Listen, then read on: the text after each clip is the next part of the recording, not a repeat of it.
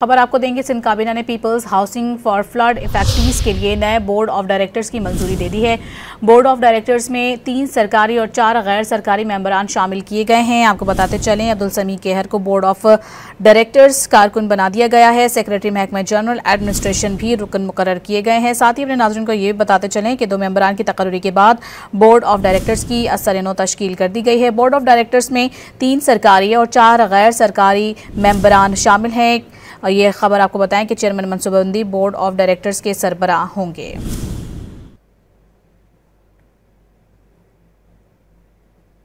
खबर आपको देंगे। सिंध काबीना ने पीपल्स हाउसिंग फॉर फ्लड इफेक्टीज के लिए नए बोर्ड ऑफ डायरेक्टर्स की मंजूरी दे दी है।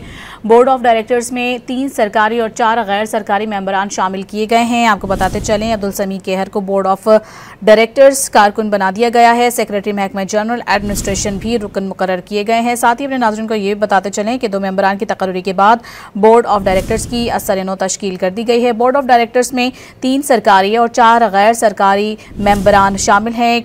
और ये खबर आपको बताएं कि चेयरमैन मनसूबाबंदी बोर्ड ऑफ डायरेक्टर्स के सरबराह होंगे।